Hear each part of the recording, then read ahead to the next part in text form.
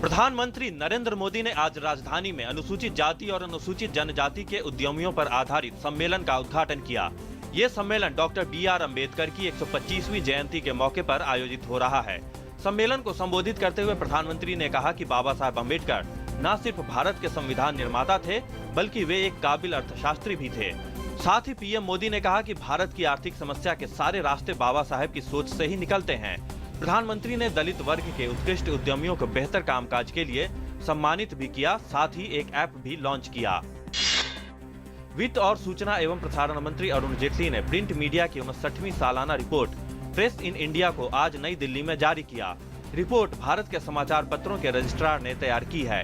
इस मौके पर उन्होंने कहा कि प्रिंट मीडिया के पास इलेक्ट्रॉनिक मीडिया के प्रसार के बीच पाठकों के सामने स्पष्ट तथ्य पेश करने का अवसर मौजूद है। देश के विभिन्न प्रांतों की संस्कृति रहन सहन को जानने के उद्देश्य से छात्रों का एक दल वतन को जानो कार्यक्रम के तहत दिल्ली आया हुआ है। गृह मंत्री राजनाथ सिंह ने यूथ एक्सचेंज प्रोग्राम के तहत छात्रों को संबोधित किया। गृह मंत्री ने कश्मीरी युवकों से कहा कि कुछ लोग युवाओं को गुमराह करने की कोशिश कर सकते हैं और ऐसे लोगों से जागरूक रहने की जरूरत है।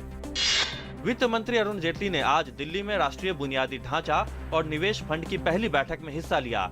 बैठक के बाद उन्होंने कहा कि कई देशी और अंतर्राष्ट्रीय संस्थाओं ने इसमें भागीदार बनने को लेकर इच्छा जताई है।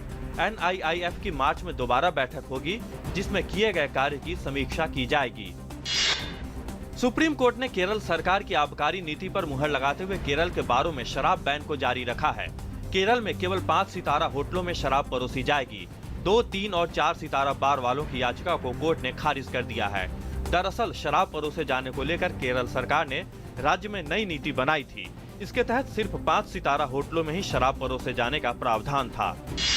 बिहार में एक और इंजीनियर की हत्या का मामला सामने आया है। घटना वैशाली जिला के बराटी थाना के चकवीबी गांव के पास हुई। इंजीनियर अंकित झा रिलायंस टेलीकॉम कंपनी में उत्तर बिहार क्षेत्र के क्वालिटी इंजीनियर के पद पर कार्यरत थे। वैशाली पुलिस ने अज्ञात अपराधियों के खिलाफ मामला दर्ज कर लिया है। उधर मुजफ्फरपुर में भी एक व्यवसायी की गोली मारकर हत्या कर दी गई। इस तरह हत्या के मामलों के लगातार सामने आने से लोगों में काफी गुस्सा है। गौरतलब है कि 2 दिन पहले ही दरभंगा में 2 इंजीनियरों की फिरौती के मामले में गोली मारकर हत्या कर दी गई थी। दिल्ली की आप सरकार पर हमला बोलते हुए चांदनी चौक से सांसद और केंद्रीय मंत्री डॉक्टर हर्षवर्धन ने कहा कि पिछले 1 साल में दिल्ली सरकार ने सिर्फ अपने भ्रष्ट अधिकारियों को बचाने की कोशिश की है। उन्होंने कहा कि आपके विधायक खबर में बने रहने के लिए कुछ भी करने के लिए तैयार हैं।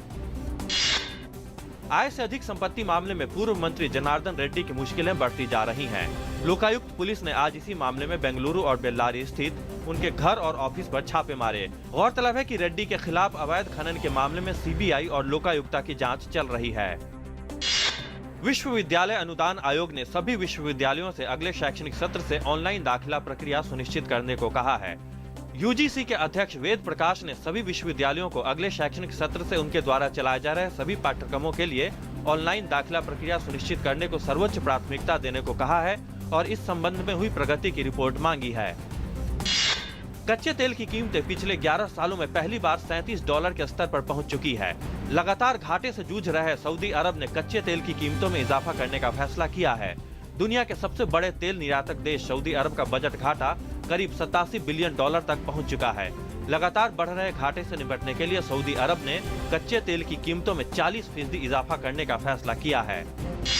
बोको हराम के इस कट्टरपंथियों ने नाइजीरिया के पूर्वोत्तर में माइडुगुरी शहर में आज रॉकेट चालित ग्रेनेड फेंके और कई आत्मघाती हमले किए, जिनमें कम से कम 80 लोगों की मौत हो गई। चश्मदीदों के मुताबिक हमलों में 80 लोग मारे गए, जिनमें 30 लोगों की मौत माइडुगुरी के दक्षिण पूर्व में स्थित मडागली में दोहरे आत्मघाती बम हमले में हो गई। दक्षिण कोरिया और जापान ने युद्ध काल में यौन दासियों के रूप में इस्तेमाल की गई कोरियाई महिलाओं के मुद्दे पर आपसी सहमति बना ली है। दोनों पड़ोसी देशों के बीच विश्व युद्ध के बाद से ही कंफर्ट वीमेन मुद्दे पर विवाद रहा है। जापान ने जीवित बचे पीड़ितों को करीब $83 लाख $, की राशि देने की घोषणा की है।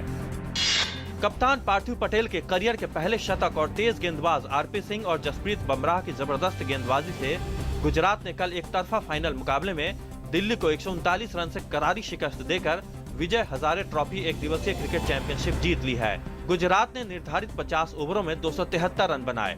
पार्थिव पटेल ने 105 रन बनाए। इसके जवाब में दिल्ली की टीम 32.3 ओवर में 134 रन पर ढेर हो गई। ऑस्ट्रेलिया ने मेलबर्न टेस्ट को 177 रन से अपने नाम कर 3 मैचों की टेस्ट सीरीज में 2-0 की अजेय बढ़त बना ली है और सीरीज को अपने नाम कर लिया है। आज मैच के चौथे दिन वेस्टइंडीज को जीत के लिए 460 रन की दरकार थी, लेकिन कैरिबियाई टीम अपनी दूसरी पारी में 88.2 ओवर में 282 रन पर ही ढेर हो गई। वेस्टइंडीज की ओर से सबसे ज्यादा 68 रन जेसन होल्डर ने बनाए।